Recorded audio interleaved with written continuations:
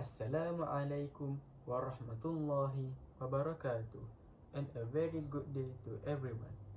Today, I am going to talk about something that might sound simple, but in reality, it decides the rise or fall of a whole generation: adab and nilai. So, what is adab and what is nilai? When we talk about adab, it's not just about saying please or thank you. It, it is about manners in every single aspect of life. How we talk to others, how we respect people, how we treat our parents, teachers, friends, and even strangers.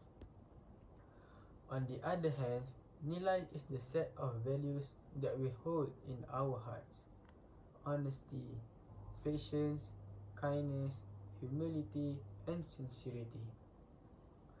When we combine adab and nilai, they become the fuel, the pemangkin that shapes what we call a generasi Rabbani, a generation that lives by faith, guided by morality, and strengthened by knowledge. Why is adab important? Think about this. What happens when a generation has knowledge but no adab? We get arrogance, we get selfishness, and worst of all, we get people who know what is right but choose to do what is wrong. The Quran reminds us in Surah Al-Hujurat verse 13, O mankind, indeed we created you from a male and a female and made you into nations and tribes so that you may know one another.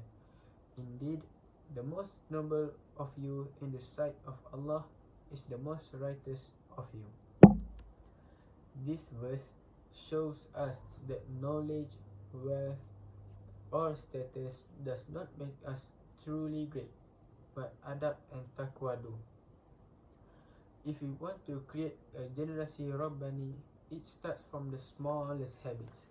Respecting parents, as Allah commands in Surah Al-Isra verse 23, and your Lord has decreed that you worship none but Him, and to parents good treatment, not lying even when no one is watching, helping someone even if they can return the favor, speaking kindly even when we are angry. These are not just good manners, they are the seeds that grow into a society that is fair, caring, and united.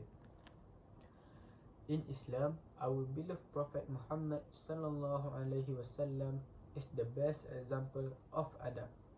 He once said in a hadith narrated by Al-Bukhari, I was only sent to perfect good character. This shows that the very mission of the Prophet was to build a society based on adab and nilai. He forgave his enemies when he had the power to punish. He cared for the orphans, the poor, and the widows. He treated everyone with dignity, whether rich or poor, young or old, Muslim or non-Muslim. That's the example we need to follow if we want to become a Rabbani generation. People who not only live with faith but also spread goodness wherever they go. So, how do we actually build this? Number one, lead by example. Children learn more from what we do than what we say. If we want the next generation to have adab, adults must show it first. Adults must show good deeds to children in our homes, in our school, and even in our workplaces. Number two, choose our environment wisely. Our friends, our social media, even the content we watch on YouTube, TikTok, Instagram, or Facebook will shape our values. If we surround ourselves with negativity, we will absorb it. But if we choose good company, we will rise with them. And last but not least, number three, make religion and morality the core of education. Religion should not just be a subject in the timetable. It must be the heart of our learning.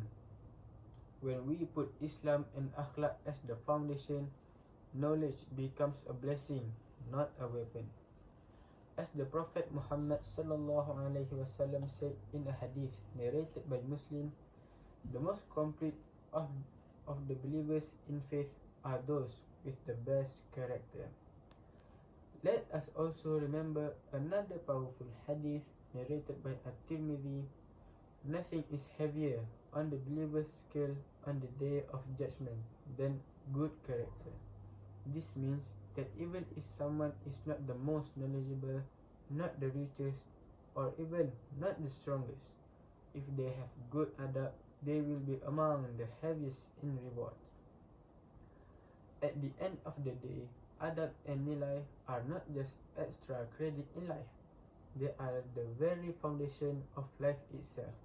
Without them, knowledge becomes dangerous. A brilliant mind without adab may create destruction instead of solutions. But with adab and nilai, even the smallest person can make the biggest change because they carry the light of guidance and the strength of character. Adab teaches us humility, to respect those older than us, to love those younger than us, and to treat everyone with kindness, regardless of who they are. Nilai reminds us in every action, no matter how small, has weight in the sight of Allah. Together, they shape us into human beings who are not only successful in this world but also safe in the hereafter. So, my dear friends, let's not just aim to be smart. Intelligence alone is not enough. Let's aim to be Rabbani, guided by faith, strengthened by values, and polished by manners. Because when our knowledge is guided by adab and our actions are anchored in nilai, then every step we take will bring benefit. Every word we speak will spread goodness, and every dream we chase will be meaningful. That's all from me. Thank you. Wassalamualaikum warahmatullahi wabarakatuh.